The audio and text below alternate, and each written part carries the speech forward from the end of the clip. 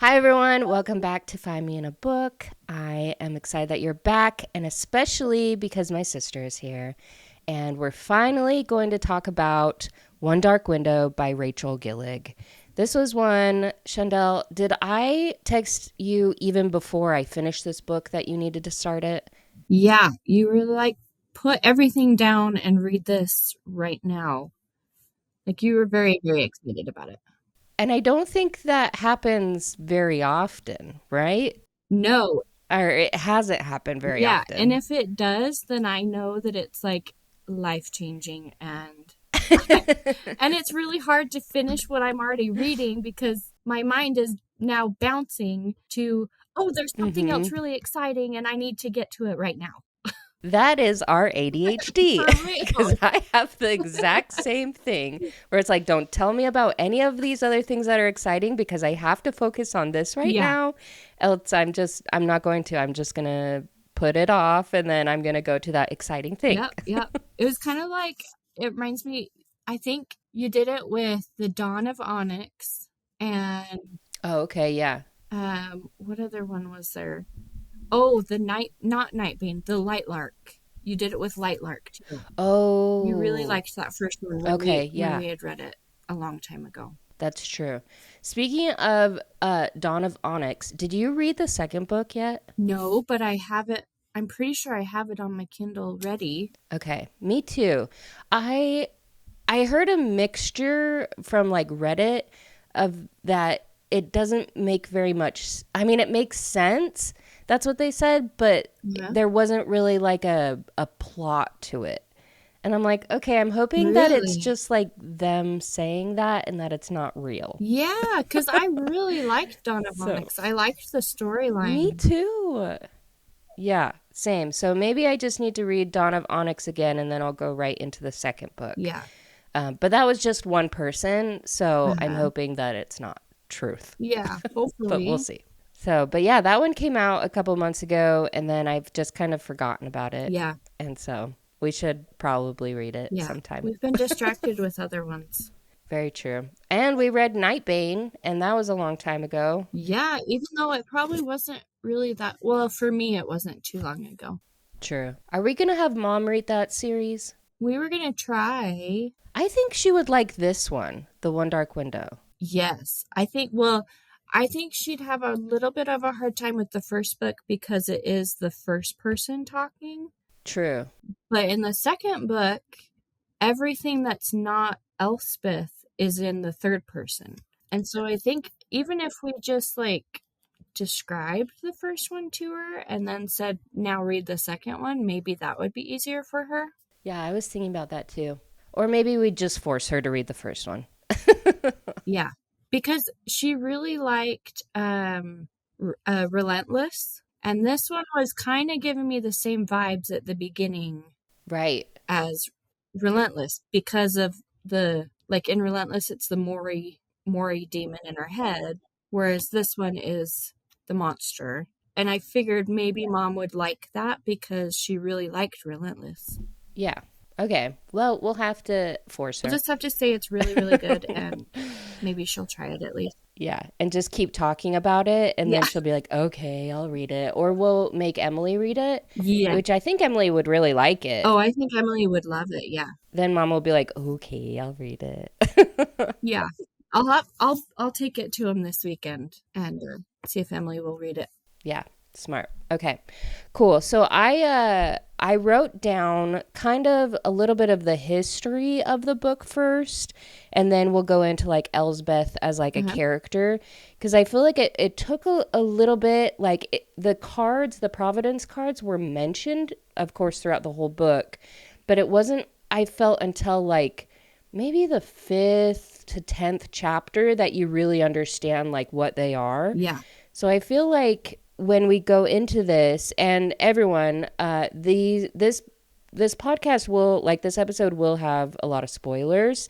I don't think we're really going to spoil what happens in the second book, just because there's a lot of like twists and stuff in there. But for this first book, we're just going to tell you pretty much all about the story and the characters and the cards.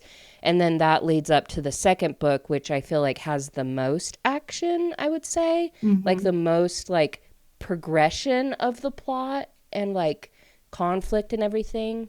Is that how you felt? Yeah, I would say that looking back at the second book, there really wasn't a large plot line, like a large storyline, Mm-hmm. but you get everybody's point of view True. on the storyline. And so I thought I would have a hard time with it, but I actually really really liked it. Same. Like It was literal just same. like yeah, like it was like, "Oh, now this person gets to this point. Oh wait, no. Now this is happening over here. Yeah. Wait, what? What?" Like and sometimes you have to have a really good author Mm-hmm. to be able to pull that off for me to like it. Yeah. And she did a really good job with that whole book. I really really liked it. Agreed. Agreed. And we'll go into the second book because yeah, at the very end of this one, then we can kind of reveal like what really goes into the second one because I know we both want to be like, oh, Yeah. it's this, but we'll wait. But we'll wait. Yeah. Okay, so there is the magic system in this book that is around these Providence cards. So before the Providence cards kind of came about, there was what is called the Spirit of the Woods. That was like these people's divinity and who they believed in. And they asked her for like blessings and gifts. And the Spirit of the Wood recognized this guy. His name is the Shepherd King. And he was kind of the king of the land at that time. And she recognized his power. She recognized the good person that he was and said like, hey, I kind of want to work with you and give you this magic. And he was like, okay, that would be great, but I also want to share it with my kingdom. How can we go about doing this? And she was like, oh, let's create these cards. And so that's where the 12 Providence cards, but kind of what is it, foreshadowing is that every card had a price. And so the Shepherd King would have to give something up to have these cards created. Each card had so many of those cards. Does that make sense? Like it's a deck, like a playing card Yes. deck of Yeah. cards is how he described it. Yeah. I think, let's see, I did write that down. So there were 78 Providence cards in total. So there were 12 black horses, and though the King's elite guard, they're called the Destrier, they're the ones that had these cards. So if when they used them, they had like power and speed. And then there were 11 golden eggs, and I don't know who they were kind of given out to, but if you had one of those, then it was abundance and wealth. And then there were 10 prophets, which if you had it, you could have foresight, 9 white eagles, which was courage, 8 maidens, which were beauty and healing. And there's actually more that goes into the maiden cards as well that we find out in the second book, which makes me wonder if there's more to all of these cards than just like the surface level. Because they didn't realize part of what the maiden card did until the second book. Mm-hmm. Yeah. And then there were 7 chalices, which when you use it, it's basically like a truth teller, like you drink to tell the truth. There were 6 wells, which I couldn't remember what the wells did. And then there were 5 iron gates, which that was another one that I don't know if it just wasn't mentioned what they do or if I just like skimmed over it. Yeah, it's just those 2 that I don't remember. I don't think they really talked about the Iron Gate a lot. Yeah, because I know her dad, Elspeth's dad, had a well card. Oh, yeah. And then there were 4, is it scythe? Like Scythe? Is that how you say it? I say it scythe, but I've heard it said Scythe. Oh, I don't know. I have no idea how to say it. I might have to Google We'll it. just say scythe. Okay, sounds good. The people that had the scythe were the royals. because it could basically make you do whatever the person wanted. There were 3 mirror cards, which make you invisible, and then 2 nightmare cards, which, if you have one of those, then you can read someone's mind. And then there was 1 twin elders card. So these 12 different Providence cards make up the deck. And all of this information and kind of lore and truths and stories, they are chronicled in what they call it the ancient text, or like the old book of elders. And this is kind of, it's the only way that these people can perform magic. And anyone could use these cards. Like, you don't have to have magic in you, or like you could just be a regular person. But if you were to get one of these cards, you can use it, which is very interesting. Like, you just hold it and then you tap it 3 times and then it just kind of starts. And then so if someone were to take it from you and tap it 3 times, then they would have the magic and you wouldn't. So I'm surprised that there wasn't like more bloodshed about these cards and more fighting, Yeah. but maybe that's just the world Mhm. we live in. It could Like, be because, yeah, it did seem very tame. like they were just using their cards all the time in front of everybody, kind Yeah. of thing. I don't know if I could do that. Like, they seem really important and like a Mhm. big deal. And so, why would you be using it all the time in front of people, you know? Right. Yeah. Unless they really respect like hierarchy and like all that. I was confused too. Where I'm like, no, I would be Yeah. like pillaging to get these cards. Uh huh. Like, to be the Yeah. most powerful, like, yes. So anyone could use this magic, but there was a thing called degeneration. So the longer you use the magic, the more it kind of takes a toll on you. And each of these cards have like an opposite of it. So I think they mentioned, like, let's say for example the white eagle is courage. I think the opposite of it is like fear. So I think like the more that you use it, then the more like fearful you become, or like something like that, where it's like Yeah. the more you use it, the less it works for you, it sounds like. So the guy that we had mentioned earlier is the Shepherd King, and he was like the king of all the lands. He's the one that wrote like the book of the elders, and actually on the final page he wrote how to destroy the mist, which a lot of times in this book there were a lot of like riddles or poems Uh huh. that, and he like spoke in poems too, which we'll talk about how he speaks. Yeah. But he wrote this on the last page. He said, "They call for the deck, and the deck calls them back. Unite us, they say, and we will cast out the black." Basically, when he got these cards, the spirit of the woods realized that the people weren't coming to her anymore. And she got upset because she's like, why aren't they worshiping me? Like, they're just talking to the Shepherd King. And so she created this mist that basically makes people go crazy if you are in it long enough. And it's starting to enshroud, or like kind of encroach, is that the right word, on this city. Yeah. It's just surrounding the area and getting closer all the time. And I think they can't leave, right? Like, they can't really go to different places. Yeah, it started to cut off their trade routes and their stuff. So they're definitely being trapped by the mist. Okay, that's what I thought. And so the Shepherd King at one point, this was like 500 years ago basically. The Shepherd King went to the spirit and was like, "Hey, how do I get this mist to go away?" And she tricked him in telling him like how to lift the mist only after he bartered his twin alders card. So that's the only card that they need in this book to gather all the cards.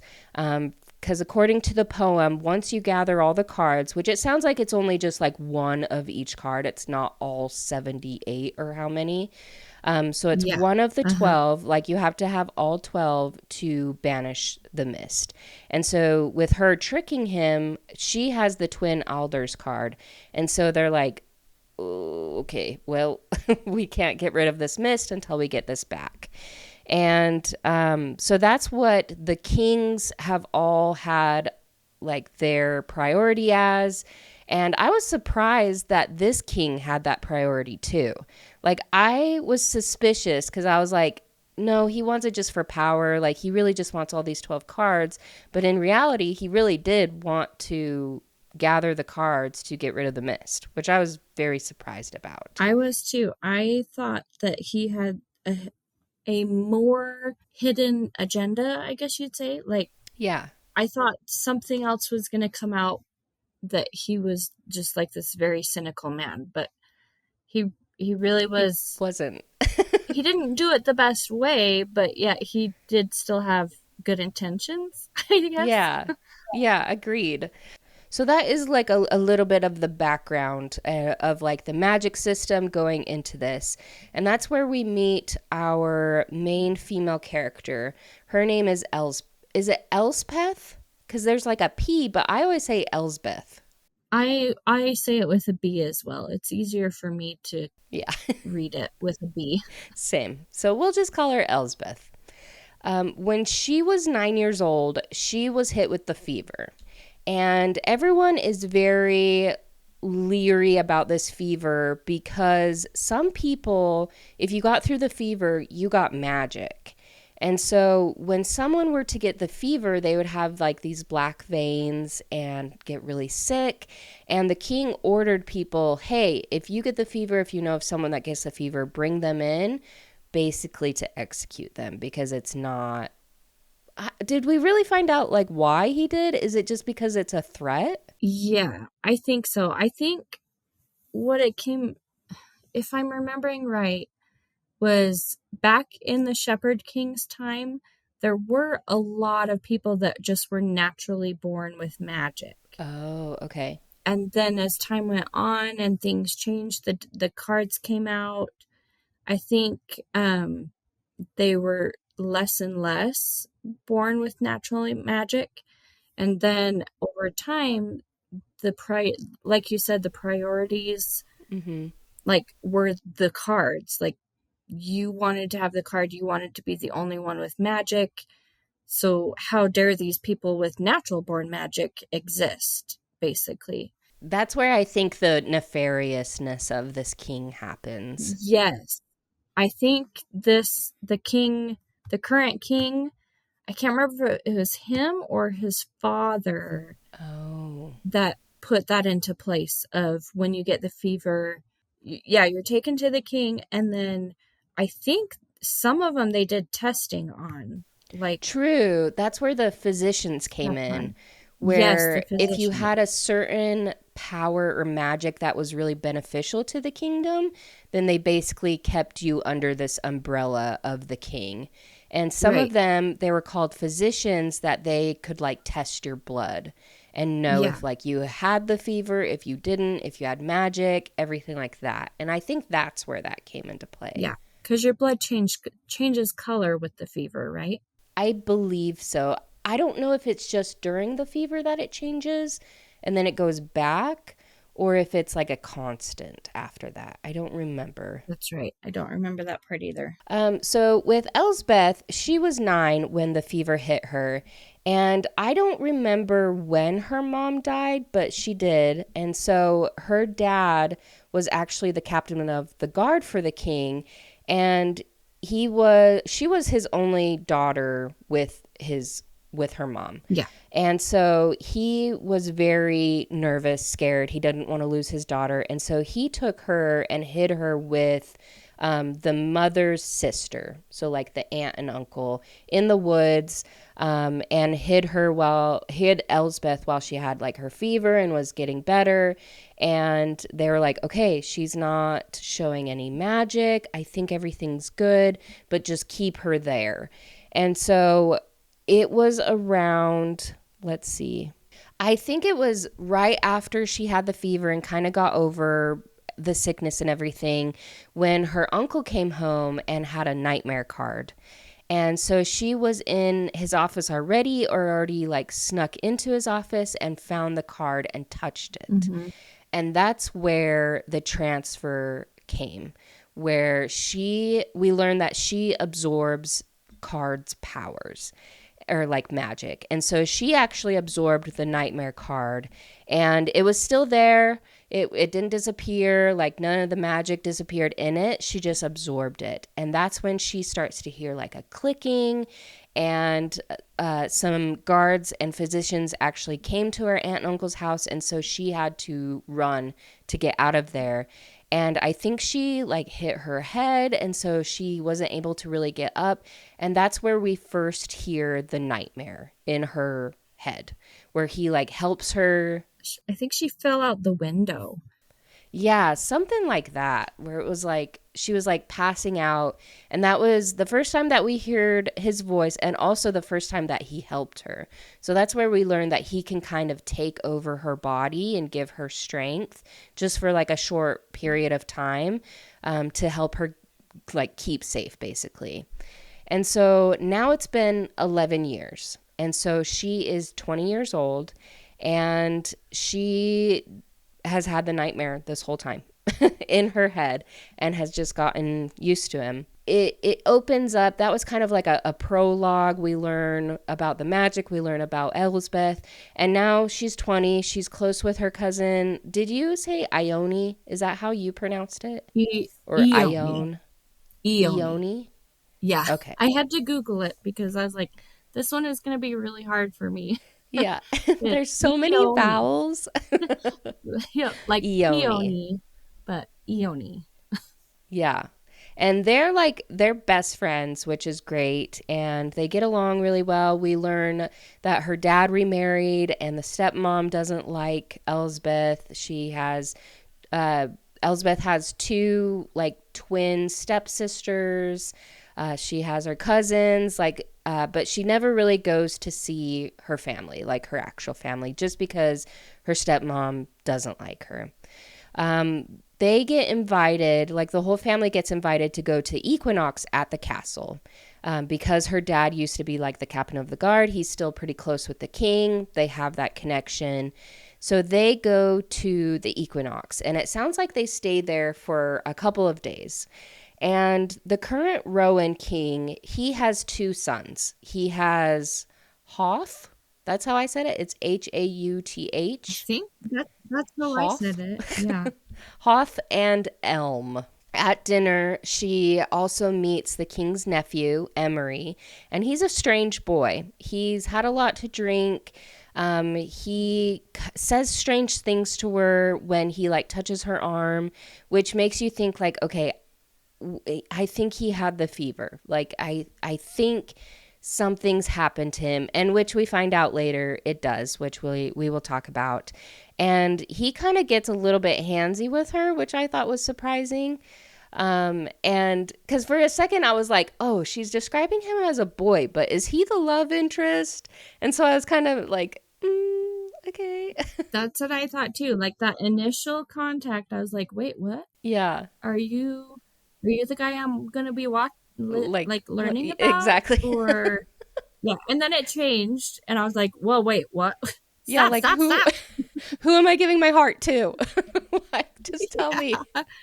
So then we meet Raven, which he is the brother of Emery and the king's eldest nephew, who is the new captain of the Destries, the captain of the guard. So then I was like, oh, okay. So he kind of helped keep Emery in line, and I don't know because I just barely reread it today, and there is some foreshadowing. Like I think he knows who she is, kind of. Like they meet officially because a couple days earlier, before they go to the Equinox, she is walking down this forest road and gets kind of ambushed by these highwaymen. And he has like a knife to her throat. I think they ask her for like a card, like if she has this card, and she uses the nightmare's strength to get away. That's when we learn, well, not right then, but a little bit later on is when we learn that it was actually Raven and a couple of these other people that were those highwaymen, which we'll go into. I'm kind of jumping ahead a little bit. So we learn about Raven, or we meet Raven, and he helps her with Emery. I don't know if it's that night or like the next night of the equinox. We learn that her uncle, who still had the nightmare card after 11 years, and he's been saving this because he knows that it's very like valuable. Mm-hmm. So he had actually taken the nightmare card and given it to the king Yeah. in exchange for Ione to get a maiden card and to marry the prince. Which at this time we're like, okay, that's not a bad thing, right? Yeah. Like, why? Because Elsbeth was very like against it. Like, she was like, what are you doing? Like, this is not good. Like, I think she already caught a vibe from Hoth that he was not a Yeah. good guy. Yeah. And so she's like, what are you doing? But Ione's like, why can't you just be happy for me? Like, Yeah. this is done. This is happening. Everything's good. At the equinox, Raven kind of gets her to the side, Elsbeth to the side. And he asks her about the highwaymen and the forest road. And that's when we learn, like, it was him. It was a couple of these other ones. And he takes her. Mm-hmm. He knows something is interesting about her because he's like, why did you have that strength? Like, I think you have magic. And I don't know if he sees her veins or what kind of tips him off that she has magic, that he takes her to meet with a couple of the other people. That's right. And he's like, I know you have magic. Like, I can't remember what it was. Maybe he just like knew that he's like, I got to take you to meet these other people. And he just calls her out on everything. Yeah. And that's where she tells him, because she's talking to the nightmare during this whole thing, saying like, what do I tell him? Like, do I trust him? Do I not trust him? Do I tell him that I can see Providence cards, but only through you? Mm-hmm. Like, what should I say? And the nightmare tells her like, hey, just say that you can see the Providence cards. Like, that's all you need to say. Yeah, I can't remember the conversation, but he knows that she's had the fever. So when she tells him, Mm-hmm. or when the nightmare says, like, tell him that you can see cards, like, it's basically saying, like, this is what I got from the fever. This is my magic, is I can see cards. Mm-hmm. Yeah, and like confirming that all this, and because she was like really like, no, I don't, no, I don't. And he's like, I'm not going to turn you in. I'm not going to take you to the dungeon. Uh-huh. Like, you can trust me. Yeah. And so then, yeah, she confirms it with a couple of other people. I think it's like, I don't know if she meets his parents yet, but I want to say that it's with like his other cousin or his sister, Jesper. Yeah. And then It's with the the cousin prince. and the sister and one of the physicians. Oh, yeah, one of the physicians. So it's Prince Elm. He's a good guy. He is working with like Jesper and Raven. So she confirms to them that. Which I kind of wondered if Elm was going to be the love interest. Oh. Like that whole scene in the, it wasn't a kitchen, but it, like wherever they were at. I think Maybe it was the kitchen. Yeah, might have been one of his rooms, and then it was like in a cellar or Yeah. something. And just the banter between Elm and Elspeth, I was like, oh, well, what if it's him? Well, and so I was like, Yeah.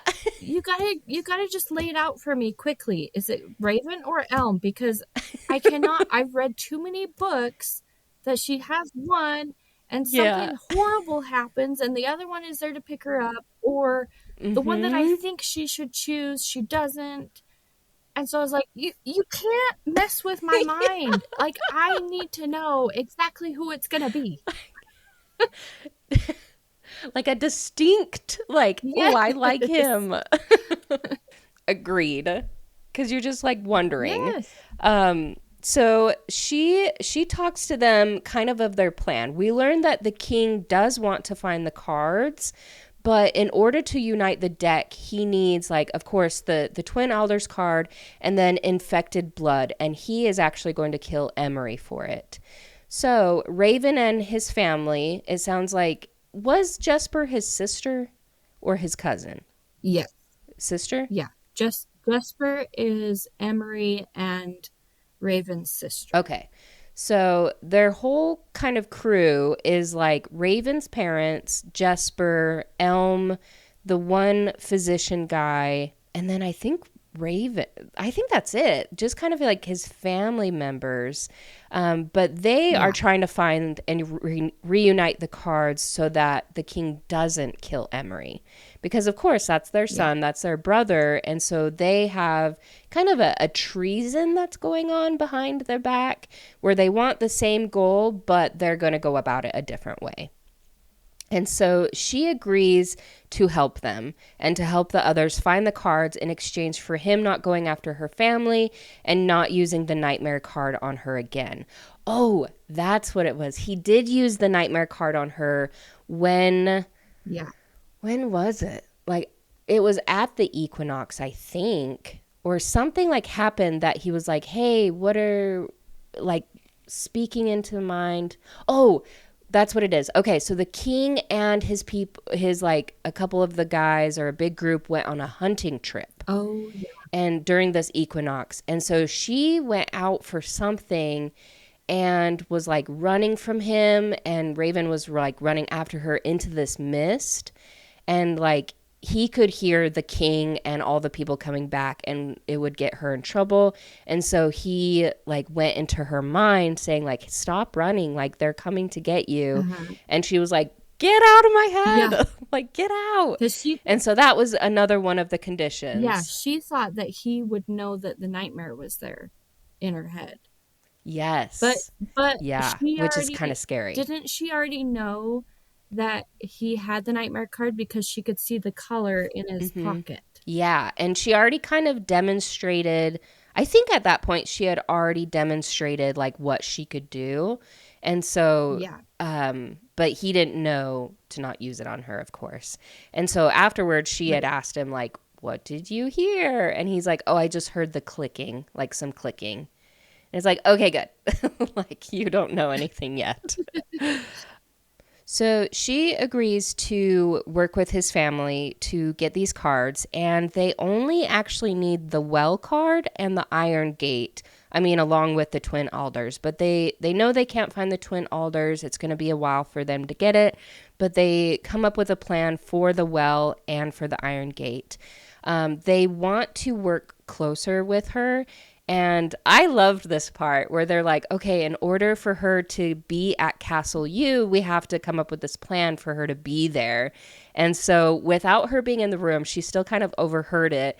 But they're like, Raven, you're not going to like this. But what if we said that you were courting her? And so that way she can be Mm-hmm. at this castle. And so we kind of have like a little fake Yeah. courting trope that I was like, "Ooh, okay, I'm here for this." And she Uh-huh. was overhearing it too. And so she could hear like what he really thought. And he was like, okay, I'll do it. I'm like, yes, you will. Like, of course you will. So she goes over to Castle U after the equinox and they're making all these plans. One of the plans was to invite these women over to confirm that their dad had an Iron Gate card, which they do. The girls talk a lot and they do confirm it. And so they plan to ambush the carriage. I don't know if it was that night or a couple nights later. And it kind of goes poorly. Like they get the card, but it goes poorly. And Hoth actually finds her. And I think her dad finds her too. Like they were both there with the carriage. And that's when she, Like when they planned it, yes, it was very yeah, they didn't unexpected. realize that the Yeah, whole caravan would be so big and who all would be with them.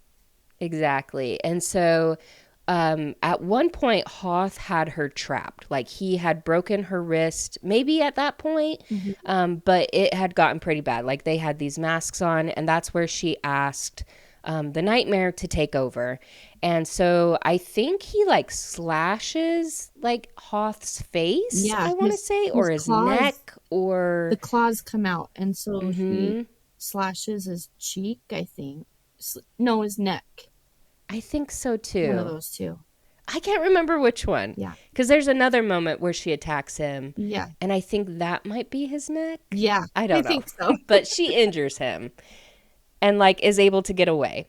And they did get the card. So they're like, okay, perfect. Like it was kind of a bad ambush, kind of bad planning, but we got it. And that's what matters. And she had to go up against her dad too, remember? Yes. Yeah. And that was rough. I don't think he recognized her Yeah, though. that was an intense scene. Yeah. I'm like, don't kill your dad. That little fight was intense, but she's able to get away, which is good. I think she knocks her dad out.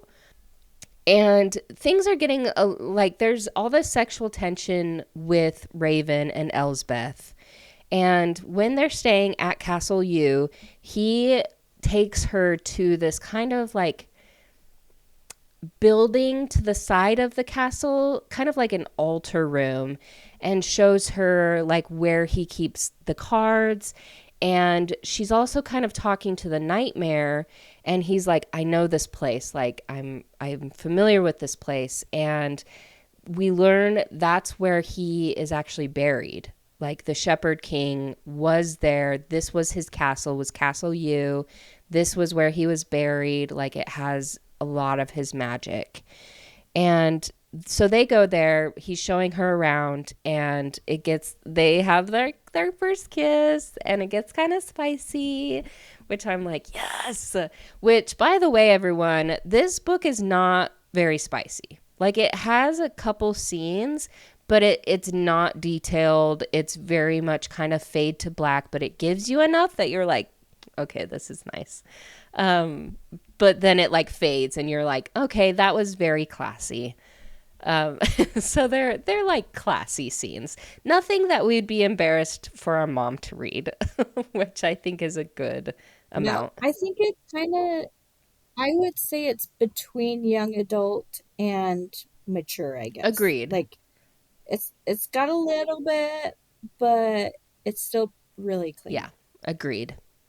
It was interesting too because they were like kissing, and she kind of like opens her eyes and looks over her shoulder and sees this person.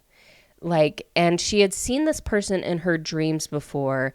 And that's where my mind kind of like started being like, oh, wait, is the nightmare the Shepherd King?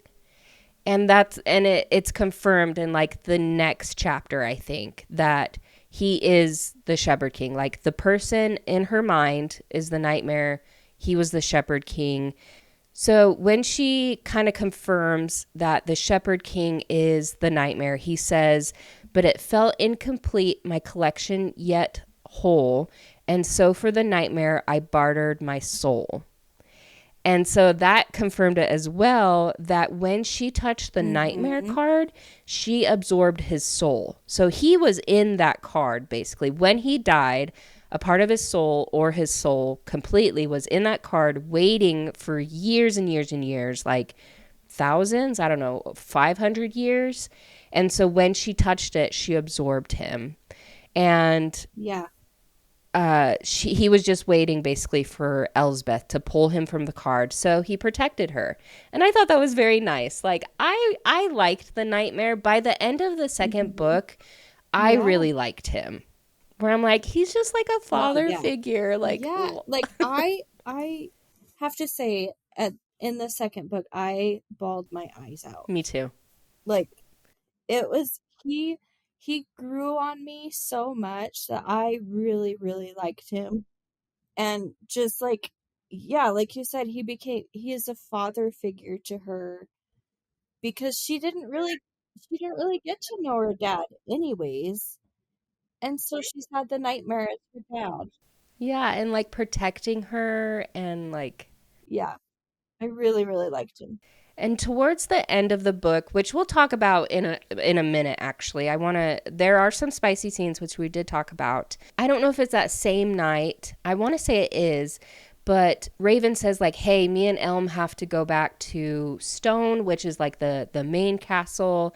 Her uncle comes to her and says like, "Hey, your aunt really needs to talk to you." And takes her to this room and kind of traps her there. And that's where Hoth is. And he's like, I know you have magic. I know you have the fever. You're the one that like scratched my face. Like he basically is like, I'm going to test you. He brings in a physician, and that's where things get crazy. And the nightmare takes Yeah, over, so crazy. and it's kind of like a little bit of foreshadowing because the nightmare's like, I'm very close. Like your degeneration is very like close. Like I am going to basically take over if I help you again. And she's Yeah. like, I don't care. Like, I need help. I need out of this situation. It was a really bad situation. So he does. He takes over and he demolishes the physician. And we think that he kills Hoth, but he really doesn't. He just puts him in like in a coma, basically, and just is very injured. And Raven comes back and is like, okay, well, Elsbeth is gone. And that's where the book basically ends. Well, not right there, but that's where I was Yeah. like, oh, what is this next book going to be about? Because the shepherd took over her mind. Like she's not there anymore that we know of right now. Yeah. And her eyes are yellow, and Uh-huh. she has this like oily voice that she's talking to Raven. And they're like, oh, crap. like, like this is Yeah. happening. They take her to the king, obviously, because she injured the what is it? The prince. The prince. What do they call him? The heir, I guess. He's the heir of the throne. Yeah. Uh-huh. And so of course they had to take her in, but the Shepherd King is like, or the Nightmare, whichever one. He's like, I have a plan. Like, I know where the Twin Alders card is. Take me to the king. I'll turn myself in. We'll figure out this plan. So they do. And he goes to the king, and the shepherd is like, "Hey, I'll make you a deal. I know where this Twin Alders card is because I put it there. And I'm the Shepherd King. Do what I say.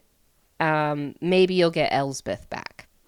And so Yeah. it all comes together, and it's kind of a crazy cliffhanger.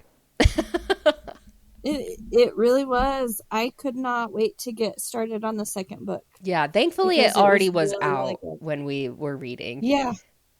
Uh-huh. So that's where the second book leaves off, where Elsbeth, we learn, is still in her mind, but just in the background. Like she sees the Shepherd King's like memories, she can talk to him, but she can't come out. Right. And Raven tries to get into the mind and saying like, let me talk to Elsbeth, let me talk to her. And the Shepherd King doesn't really let her or let him talk to her very often. No, And but you kind of learn that he's protecting Elspeth as well true. because he's been in her spot, like he knows Mm-hmm. what she's experiencing. Mm-hmm. And so you kind of see this protective dad. And that, yeah, that's where all the point of views come to play. Yeah, Because I don't know if you thought this too. I was like, okay, well, are we still going to get her point of view now that like the shepherd is in there? Like, right. what's kind of happening? But we get everyone's. Like, we get Raven's point of view, we get Elsbeth, we get Elm's. Do we get Mhm. Ione's too? Oh, I don't know if we do. But I there's don't like think another so. like love. I could just say like Elm and Ione, you get their love story, which I thought I Uh-huh. loved. Like I Yeah. loved that. And then we see how Raven like works with the Shepherd King, and they go on this quest to find the twin alders. Uh-huh. And I thought it was great. Like we learn about Jesper more, we learn more about the history of the world and the spirit of the woods, and more about these cards, and more about the Shepherd King. Like it kind of like, I don't know, it all could have been in the same book, of course, but I understand why she put it into two, and I'm glad it was only two. I'm glad that it wasn't more than that. I was just gonna say that too. Yeah, I think she had a really good storyline. Mhm. It didn't drag on. There wasn't any nonsense chapters. There was no like unnecessary Agreed. things to make it longer. Like it really was just what you need to know, but also, Mm-hmm. oh, here's this little tidbit. Here's this little like connecting clues throughout the book. Yes. And then you get to the end and it's all like mind blowing and you're like, okay, okay. It all connects. It all makes sense. And everything is just super awesome. And it was intense. So intense. Yeah. Yeah. So intense. And yeah, there's more twists at the end Yeah. that you're like looking back on the first book, there are foreshadowings to the twists that we learn at the Oh, end. for sure. Then I'm like, oh. But yeah, you just like, You would never pick up on it no, unless you read the second book. Like, you exactly. would never think that particular things are foreshadows. Exactly. And like the flow of both books was really great. Like you were saying, there was Yeah. no like nonsense chapters. It just was constant that the characters, I don't think there was a character that I didn't like. Like, of course, there's like the evil ones and the bad guys and stuff, but it's Yeah. like there Yeah. weren't any characters that I was like, ugh, I'm so annoyed by them. Like, they were all Yes. so good. I really like that she had a strong main character. I really like how she wrote Elspeth. She did a really good job with that. She had her head on straight. She was looking out for herself, but yet, like, she just was really, really good. I really liked her. Agreed. What's funny that brings up, so Caitlin is reading Court of Thorn and Roses for the first Uh time. huh. Like she started the second book and she hates Feyre. Like she Yeah. can't stand her. And I'm like, That's oh, I funny. know, but like, just wait. And she's like, no, this dumb B word, like, she doesn't help herself. She doesn't do all this. And I'm like, I know, but like, wait. And she's like, no, I understand why Tamlin is da da da da da. And I'm like, no, but we don't like Tamlin. And she's like, no, I am on Yeah. Tamlin's side. I'm like, oh, okay. So Just as it wait. goes, yeah. Just wait. Yeah. I'm like trying to stay neutral, but I'm like, okay, like I understand what you're saying. Uh-huh. It's funny. Yeah, there's such a distinct difference how authors like portray their female characters. And sometimes, yeah, you're Yeah. like, "Oh, they're a badass. They're so cool." Like I love how Elsbeth like thinks for her own. She's also like helping, she's not hindering, like just a lot of Uh-huh. different things. And then there's other characters, other female characters that you're like, I just wish she wasn't there. Uh-huh. Yep. So, but yeah, that was the first book and a little bit about the second book. But it's overall like such a good series. And I don't think Rachel Gillig has come out with another book, but I want her to. Like, I don't know if I this really is like her like writing. me too. Like, I don't know if this was like her debut novel or if she has others. Like, I need to look into it, but I really enjoyed it. I did too. I would say it was easily in my top 20. Yeah. Yeah, Like, top 20 is I have good. I just have so many books that are good, Yeah. but I would easily say that this is one that I would go back and read again too. Yeah. It's not just a one-time read. Agreed. Yeah, I definitely agree. The last thing that I'll say, which was interesting with the second book, because having the nightmare take over Elsbeth's mind, I was worried for Raven and Elsbeth love story. I was like, oh no, like Yes. it's basically going to like halt it. Like there's not going to be any romance in this book, but Uh-huh. they weren't the focus in this book, I'd say. Like there was a Right. different Yeah. romance that kind of like gave me that satisfaction to have a romance in the book that I was like, Yes. okay, I'm good. Like at least Yeah. there's a romance and that's all I care about. Yeah. So it And was I'm glad that the way that she wrote it, I really am glad that the nightmare didn't just like ruin everything for Raven and yes, Elspeth. agreed. That there was still like Raven was still holding on to it, and so was Elspeth, and the nightmare was okay with that. That he's like, Mhm. you just got to give me time to do what I need to do, and then you can have her back, basically. Exactly. Like it was really good. Yeah. I definitely agreed. So yeah, solid book. Highly recommend whoever, if you're thinking about it or if it's on your list, move it to the top because it's incredible. We definitely give it a 10 out of 10. So Oh yeah. good. So good. Yes. So, anyways, thank you, Shan, for being on the podcast today. And wherever you guys are listening, if you can rate and review, that helps me out a lot. And I will see you guys next week.